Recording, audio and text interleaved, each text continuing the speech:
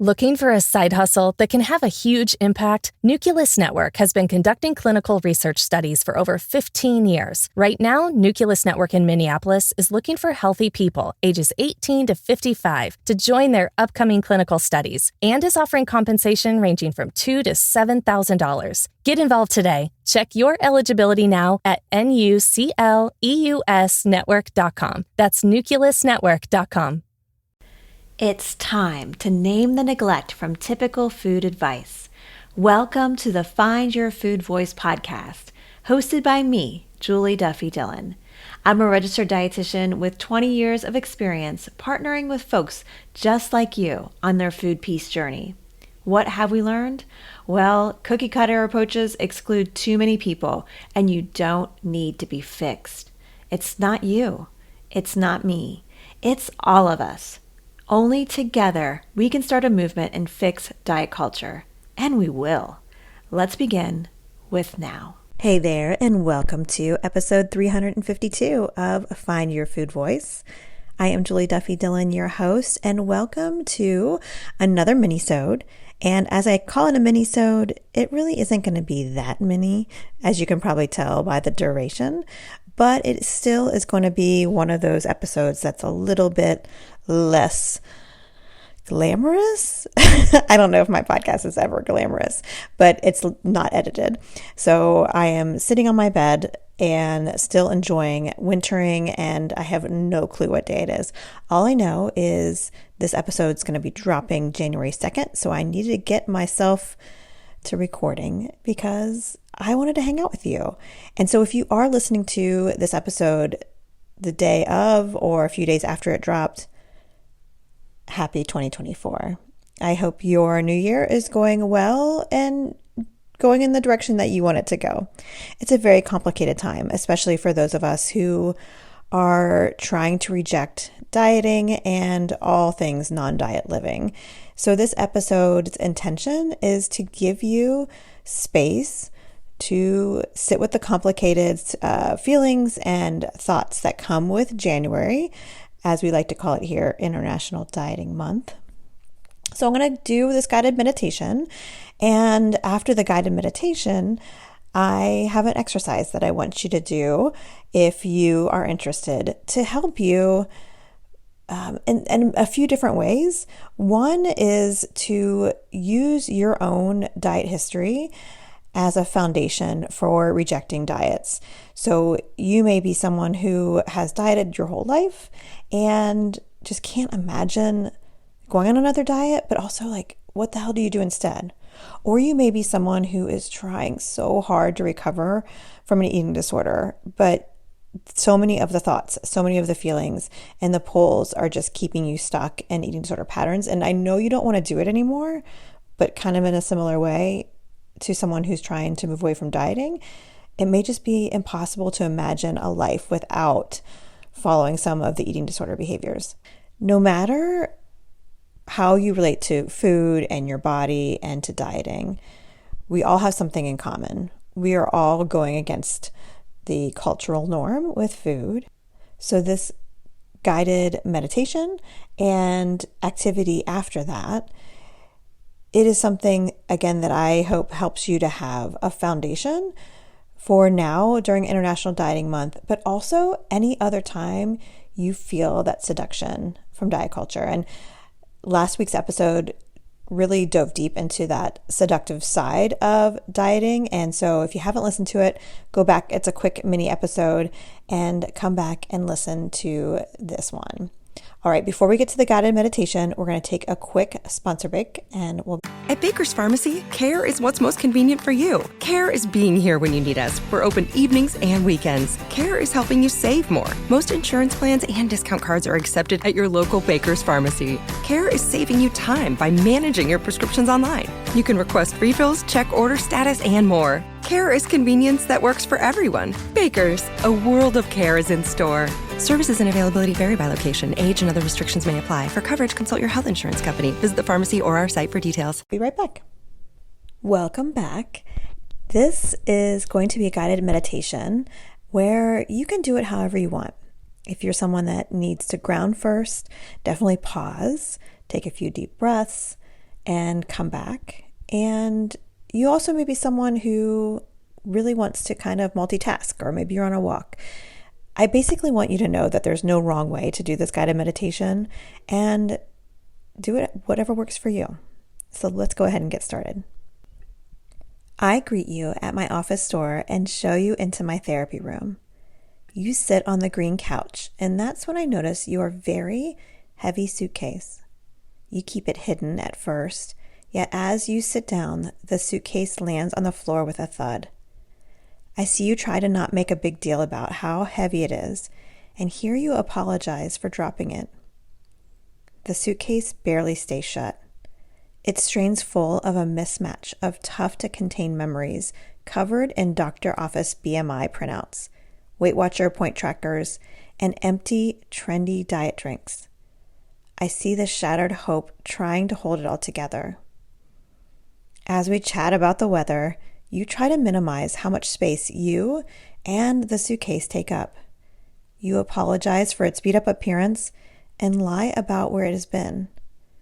You make excuses for the suitcase, like you caused all of its clutter and deserve to add more burden to it. You want me to believe the suitcase has nothing to do with why we meet. Rather, you sing the suitcase's praises, as if reading memorized lines from a script thrown at you so long ago. The suitcase is how you will find health someday, you acknowledge. And you hope I will add another token. I see another string of hope ready to tie things together. I wonder if you want to unpack what is in the suitcase.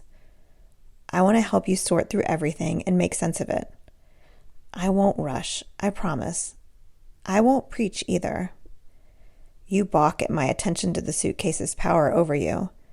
I'm not supposed to see all of it together. Rather, just the last bits and your effort to keep meeting a goal. You show me how well you are following the directions. You wonder if I can just keep it light. You want me to not pry into the depth of the suitcase. Instead, you want me to stay on the surface and give you another directive script. It is easy for me to see all the scripts already there. How can I add anything different? You decide it is okay to take out the previously held scripts in your suitcase. Some are marked with points, or macros, or calories, or exercise direction. Each journey began with hope for something better. At first, you connect with a longing for better health and energy. Then, as we lay out all the open scripts side by side, you notice something you have never seen before. Each script, disguised as a map, says the final destination provides permanent acceptance, peace, and light.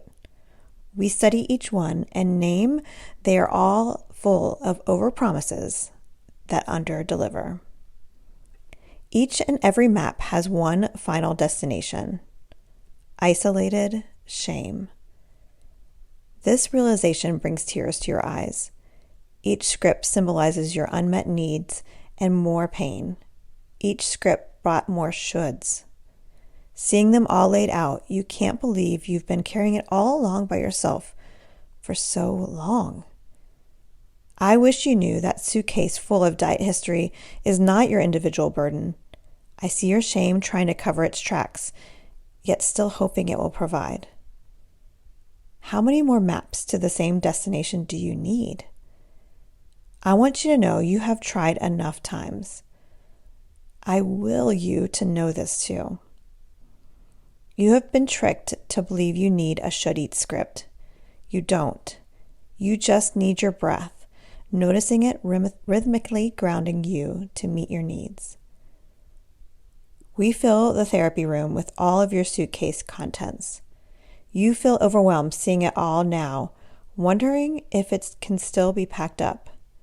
It all feels too much. We can go through this any way you want. We can leave it out and take our time looking at each piece with a magnifying glass. We can light a match and burn it all down. We can group like with like and name each era for what it means now. Keep this in mind. You are in charge. and there are no wrong ways moving forward. It is okay if it feels scary, sad, exhilarating, terrifying, or puzzling. It's okay to take breaks. You may feel alone, but you never are. It's not just me here. Look around at all of us sorting through our baggage, not knowing how we got here and unsure about what is next. Except now, we are on our own terms. All right. I am going to conclude the guided meditation. And before we go on to the next section, we're going to take a quick sponsor break. But at this point, we are going to break down some kind of concrete things that you may have concluded from this guided meditation. All right, we'll be right back. You could be the key to helping change lives. Join a clinical trial with Nucleus Network in Minneapolis and be a part of groundbreaking research. Nucleus Network has been conducting clinical research studies for over 15 years. Right now, Nucleus Network is looking for people with moderate to severe kidney impairment to participate in their upcoming clinical studies. If eligible, your participation could help advance research of investigational medications that are being developed to treat a variety of medical conditions. Nucleus Network is offering compensation ranging from $2,000 to $7,000 for study participation time. If you or someone you know has kidney disease, check your eligibility for Nucleus Network's upcoming studies now at nucleusnetwork.com. Your participation matters. Learn more about Nucleus at nucleusnetwork.com. Again, nucleusnetwork.com. Create the deck of your dreams now at Menards. Spend less time maintaining your deck and more time enjoying it with Ultra Deck low-maintenance composite decking from Menards. It's easy to install and built to last. Plus, get free estimates fast with our deck design program in-store and on Menards.com. Save big on Ultra Deck and check out more great deals happening now at Menards. Save big money at Menards. Welcome back. First thing I want to say is great job. You did some really hard work listening to that guided meditation and noticing what has come up for you. Doing this work to move away from dieting is heavy and full of so many surprises and unknowns. So again, great job. I'm really proud of you. So like I mentioned before the break, this section of the minisode, I want to give you some kind of concrete steps now after doing that guided meditation. And I hope you find it helpful. To start, I want to first define, in case there is kind of any question about the phrase, the should eat script. So for many of us, the word diet is what we use to describe changing how we eat in order to change our body. And I appreciate not everyone uses that word, but yet when a person was going through different types of ways of manipulating their body size through food and movement, there were just so many common themes of shame and blame and being really stuck in a trap. And so should eat script is the phrase I use that for many people they would say diet, but for others, especially if you're recovering from an eating disorder, you may say restriction or eating disorder behavior. Or if you are changing your eating in order to be safer or to gain access to certain spaces or acceptance. And it also could be a food rule that was passed down in your family, some kind of food or body rule that every generation has just passed down. And you're noticing that you don't want to do that anymore. So when I say these scripts and that meditation, that's what I'm talking about. And what I want you to do with this should eat script is think about the last 5 times you have tried to change your eating. Again, this could be a diet, this could be a relapse with your eating disorder, or it could be some kind of suggestion from your family. And if the last 5, I wanted to give you another option. You may also want to do the top 5, the top 5 meaning the most impactful, cause the most change, the most chaos. You could do something like that too. For people that I've worked with individually, we would often, like this person in the guided meditation, we would go through all of them, like all of the different scripts that a person has been given to change their body. And of course, that can take a long time. So I thought I picked 5 just because it was a nice round number and to kind of just get you started. But feel free, if this opens some floodgates, to do as many as you want. So there are, let me count how many I have on here. 1, 2, 3, 4, 5, 6, 7, 8. 8 questions to cover as you are. Oops, I just bumped the mic. I hope you didn't hear that. But there are 8 different things that I want you to list with each of these scripts. And the first would be the name of it. So it could be keto. It could be relapse in 2007. It could be healthy eating or Whole30. It could be a New Year diet from 2017. Just give it a name. And I also would encourage you to put the year and or a life event that was happening at the same time. For many people, they'll experience kind of a pull, a seduction to change their eating because of something that is happening around them. New Year's, very, very timely for us as I'm recording this. It could also be a wedding. It could be your own wedding. And I know weddings were, when I was seeing clients individually affected by eating disorders, someone's wedding was one of the most common experiences that led to a pretty severe relapse. It also could be after giving birth. That was the other one that I saw to be the most prominent relapse time. So much so as if I was working with someone who was preparing to get married or preparing to start a family or pregnant, that we would, I would preemptively want to start planning how to avoid and also how to increase support during those times. So much to say, make sure you include any kind of life event that may be going on. For many people, it also could be a transition time of leaving home, leaving school, starting a new job.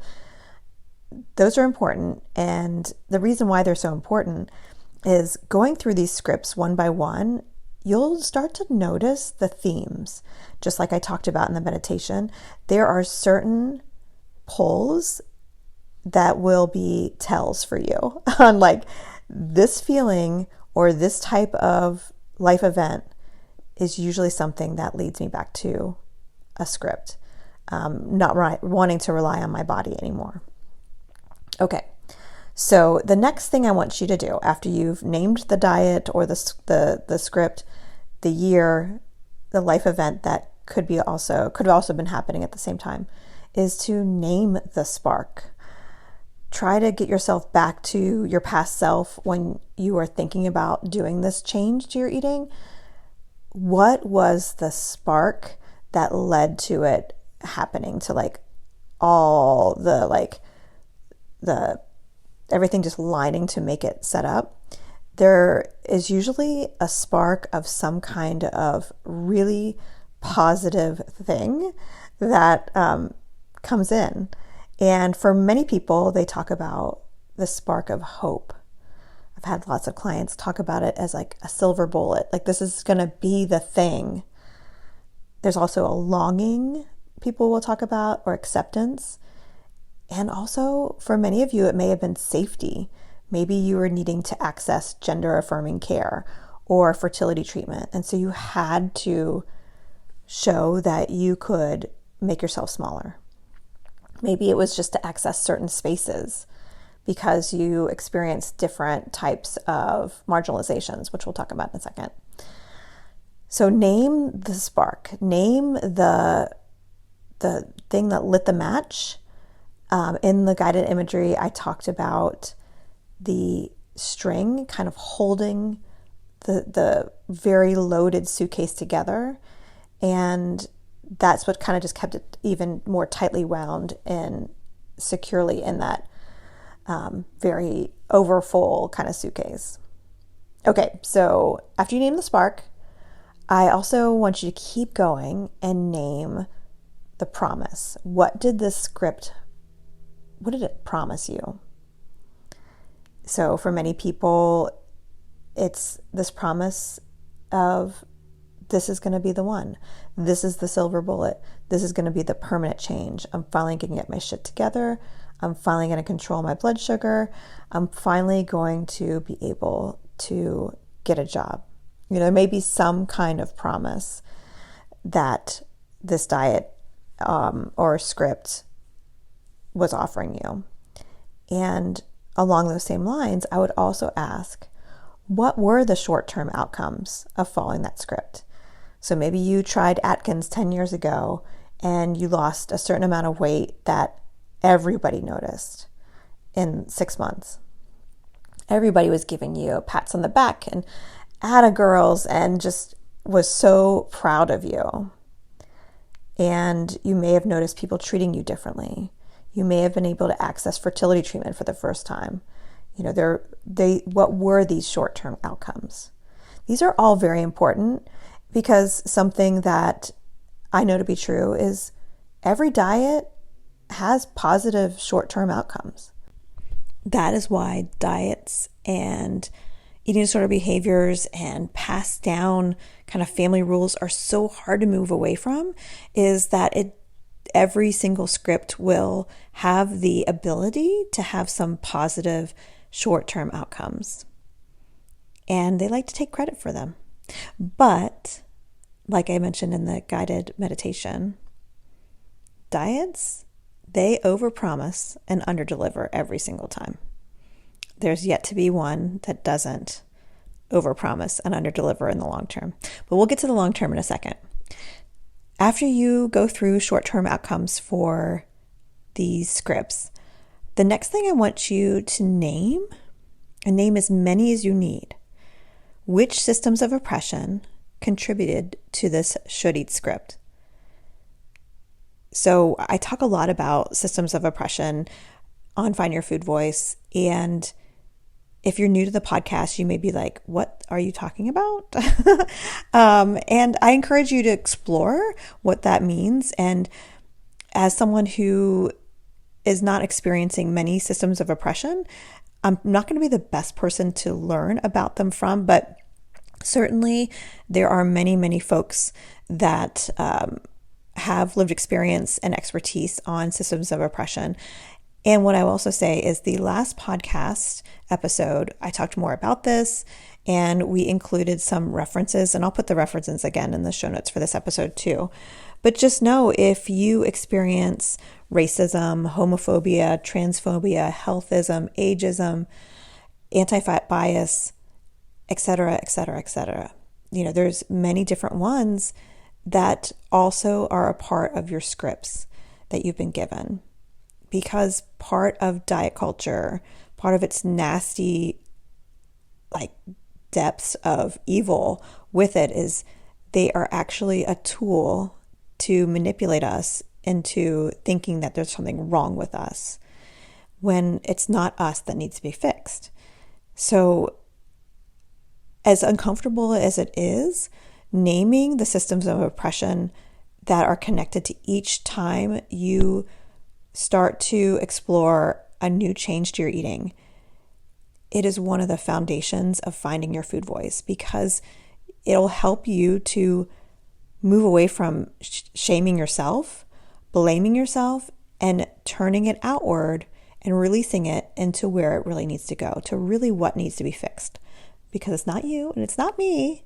The world needs to be fixed, right? It's even in the beginning of the podcast every single week. So list out, which systems of oppression brought you to that spot? And then lastly, what were the long-term outcomes? By long-term, it may mean 6 months, it may mean 5 years after. But somewhere in between there, whether you continued with that should eat script or not, there were some long-term outcomes. And for most of us, those are not positive. Yes, there's going to be 3% of folks who kept the weight off or never had a high blood sugar reading again. But for the majority of folks, the long-term outcomes were weight regain higher than it was before, or higher blood pressure, higher blood sugar, higher insulin levels, irregular cycles, more depression, eating disorder behaviors that were strengthened and relapsed, loss of relationships, disconnection, lack of sleep, more chronic illness. Those all can be all can come from and caused by a new script. If we specifically look at diet research, the long-term outcomes of every diet so far are all these things that I just listed. They literally have been able to find in research that dieting causes higher blood pressure. Dieting causes higher blood sugar. Again, these are all long-term, not short-term, because short-term it does the opposite. But long-term, it causes more cardiovascular events. It causes higher insulin levels. Those are for all my folks listening with PCOS and insulin resistance of some sort. The very thing that you're told you have to do in order to manage your insulin levels is the very thing that causes it to be worse in the long term. Again, doing this work is very, very hard work. And it is really good work for you to do, because once you have done at least 5 of these, again, this could maybe be the last 5 should eat scripts, or this could be the big 5 that you've experienced in your lifetime so far. But having this data, this is better data than any research out there, because it's your data. It's your lived experience, and your lived experience trumps any research. And as you look at all 5 of these should eat scripts, in the meditation, I called them the maps. Where did they all take you? They probably all took you to the same long-term outcomes. And when you want to try a new way to eat, get these out. Get these out every time, because I want you to have informed consent. Would this new one, this new diet, or this new kind of behavior that your eating disorder is promoting you to do, can it really bring you anything different? And if you argue, maybe you're like, maybe it could. Well, it's up to you to decide what you're going to do. I want you to have informed consent. Maybe you need to change your eating in order to access certain places, or to be safe, or to get some certain services. Heartbreaking and infuriating for me to think about that you have to make this kind of choice, but that's not your fault. That's the systems of oppression contributing to that. And I think it's also when a person does choose to follow another script, be able to be safe or to access certain things that they should get just because they're human. I want you also to remember those long-term outcomes, because when they happen, it's not your fault. You are living, you are trying to survive.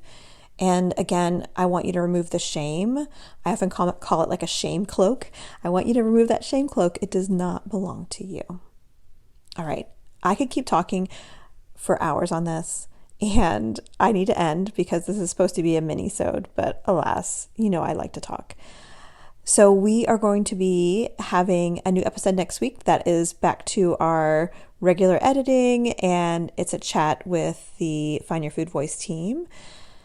And so I look forward to connecting with you then. If anything came up for you as you were listening to this episode, my email inbox is always open. You can get to my email at julie@juliedillonrd.com.